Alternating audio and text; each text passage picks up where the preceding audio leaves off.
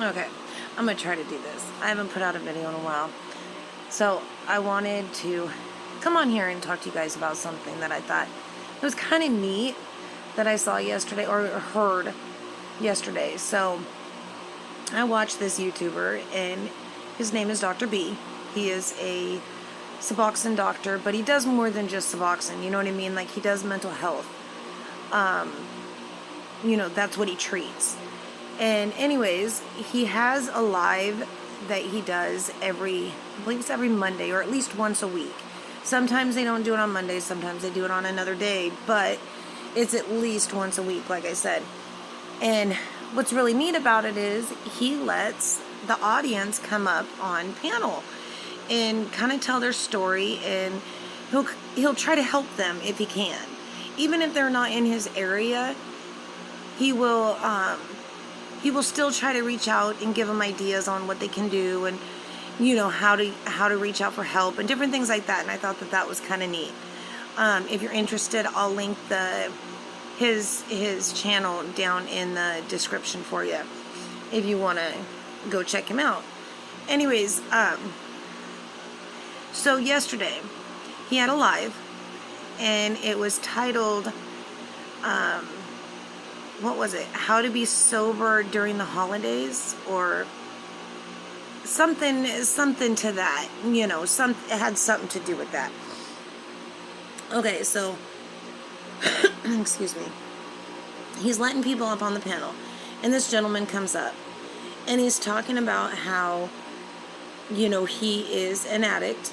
He's been able to kind of keep it under. He's in his mid-20s, I guess, and he's been able to kind of keep it under control for a while. And he was, it was okay there for a while. He was able to, like, maybe do it once a month. Methamphetamine was his DOC. And he was able to do it, like I said, once a month, and go about his business. But he said the biggest thing was that he was able to keep himself busy. As long as he wasn't bored, he was good. It was when he got bored that he couldn't, it was almost like he couldn't sit with himself. And so I heard one of the doctors, because he also has, Dr. B also has another buddy up there with him. I cannot remember the other gentleman's name. Anyways, he had said, and this is where I found it really interesting, because I never thought about it this way. He says, "You know what boredom is, right?" And the gentleman says, "No. What is it?" And he says, "It's basically when we cannot sit with ourselves in a quiet place or a peaceful mode. Like, we cannot,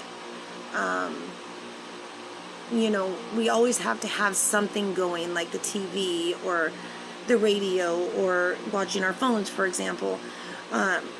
We're not able to sit with ourselves and be comfortable. Our brains start to go somewhere else." And I thought about that, and I'm like, oh my gosh, that's so true.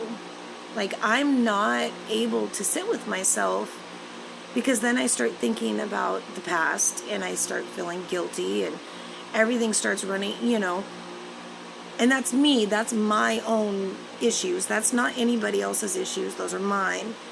But it's, I don't know, it just kind of made me think and go, wow, it made sense. And so I wanted to come on here and ask you guys, the audience, what you thought about that. Are you able to sit with yourself? And mind you, I'm in my garage, so yeah, you see kind of a cobweb. But are you able to sit with yourself in peace, in tranquility? Are you able to be okay? Or are you like me, where your brain starts running wild and you are constantly, questioning everything, or playing back, what happened throughout the day, what could you have done different, basically just coming down hard on yourself. Are you able to be okay with yourself within yourself? You know, um, and this is mostly for like my sober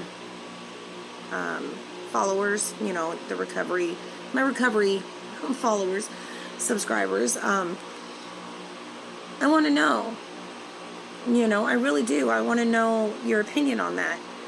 I just find it interesting. Different things like that I find interesting. There's a lot of things I find interesting, actually.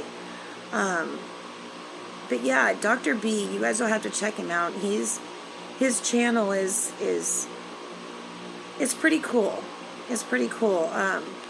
I've been watching him for a while now, and he's just, with everything that happened with my daughter, I don't know, he's kind of opened my eyes to a couple things, and he had a few videos that I was able to, even though I'm a recovering addict, I never, I was addicted to opiates, so I never went down the methamphetamine. I mean, I did when I was a teenager, but that was different. I don't know how to explain that. Like, it was almost experimental back then, I guess. It wasn't like, when I was in my addiction, so I had to understand why. I wanted to understand, and I know I will never understand her, because like my doctor told me, what's there to understand? We will never understand what's going on. That's up to her to understand it, not us. And that made sense, But yeah, I don't know. I just, like I said, I hadn't put out a video in a while, and I thought that subject kind of caught my eye, and it got me thinking, and I just thought, what do you guys think about that? Can you sit by yourself in a room with no noise, no phone, and just kind of be content? Not sleep either, because we can all do that, but just be content with yourself. Are you able to do that? Or are you fighting demons within? I'm curious at how many are fighting those demons still. Because it doesn't really matter how many years you have under your belt for recovery. It doesn't matter how long you've been in recovery.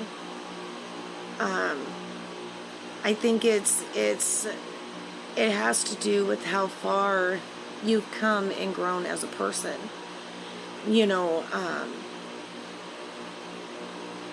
When it comes to those kinds of things, And see, my opinion is this. I've always believed that when it comes to addiction and recovery, and you all know this, I'm on the medication, that it's more than just that. It's more than just the medication. You have to have counseling, you have to have other people interaction and different things, to back you up and set up to help you out, So, I hope you all have a good night, and I will see you in the next one.